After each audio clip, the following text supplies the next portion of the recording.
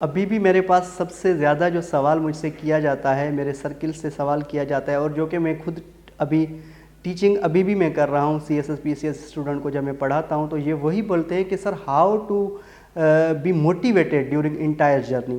دیکھیں، competitive exam کا مطلب ہوتا ہے کٹ تھروٹ ایگزام.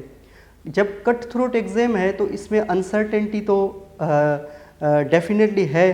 آپ کو یہ پتہ نہیں ہوتا کہ آپ کس اسٹیپ پہ جو ہے فیل ہو سکتے ہیں، یا کون سا اسٹیپ آپ کا کلیئر ہو سکتا ہے.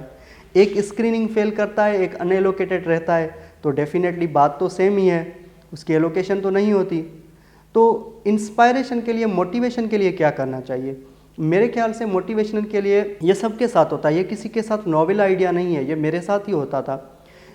اس کو اوور کم کرنے کا طریقہ یہ ہوتا ہے کہ آپ خود کو انگیج رکھیں. خود کو انگیج سے مراد کیا ہے کہ آپ اپنا شیڈیول ایسا بنائیں کہ آپ ایک چھوٹی موٹی سی جاب کر لیں پرائیویٹ، جس طرح سے میں ٹیوشن پڑھایا کرتا تھا، اور پلس میں کیا کریں، آپ پورا دن کسی نہ کسی ایکٹیویٹی میں لگے رہیں. جب آپ ایکٹیویٹی میں لگے رہے ہوں گے تو آپ کو یہ خیال نہیں آئے گا کہ میں کیا کر رہا ہوں. اچھا، ہر فیلیور کو آپ ایکسیپٹ کریں اور یہ اپنے خود کی انٹروسپیکشن کریں. اچھا، جب میں انٹرویو میں فیل ہوا تو بہت سارے مجھے لوگ کہتے تھے کہ سب کی سفارش ہے، آپ تو ایک غریب گھرانے سے تعلق رکھتے ہیں، آپ کے والد صاحب ڈرائیور ہیں، تو آپ کیا کریں، کسی سے سفارش کروا کے آپ یہ جو ہے جاب حاصل کر لیں، ورنہ آپ ایسے ہی چلتے رہیں گے، آپ کو جاب نہیں ملے گی. لیکن مجھے یہ تھا کہ فرسٹ آف آل میں خود کی انٹروسپیکشن کروں. جب میں فیل ہوں تو میں مایوس نہ ہوں، مجھے سیکھنا چاہیے کہ انٹرویو کے دوران میں نے غلطی کون سی کی ہے. تو زیادہ سے زیادہ مسئلہ میرے ساتھ تھا سوشل کمیونیکیشن، بیکاز میں نے خود کو آئسولیٹ کر لیا تھا بالکل ہی. تو مجھے لگتا تھا کہ میں جو ہے سوشل کمیونیکیشنز پراپر طریقے سے نہیں کر رہا، تو میں نے اس کے اوپر ورک آؤٹ کیا.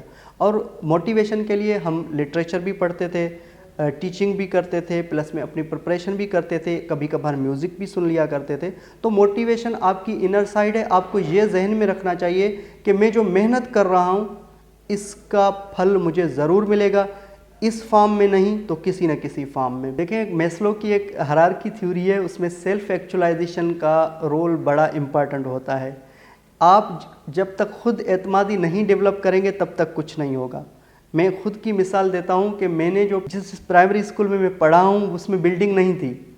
وہاں پہ کیا تھا، ایک گودام تھا، جو چھوٹے موٹے دکان ہوتے ہیں گاؤں میں، اس کا گودام تھا. وہاں پہ پیاز اور پوٹیٹوز رکھے ہوتے تھے، اور اس کے مٹی کے برتن تھے. ان کو ہم سائڈ کر کے وہاں پہ چینی کے جو بورے آتے ہیں ان کو کاٹ کر وہ نیچے بچھاتے تھے اور ان کے اوپر بیٹھ کے پڑھتے تھے.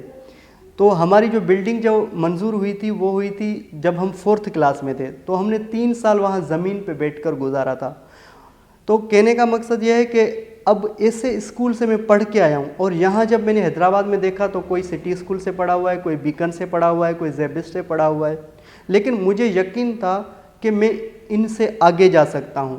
اور مجھے اتنا یقین تھا کہ فارسٹ آفیسر کا جب میرا انٹرویو تھا تو فارسٹ آفیسر میں 943 کینڈیڈیٹ پاس ہوئے تھے، اور اس کی سیٹس تھی 13.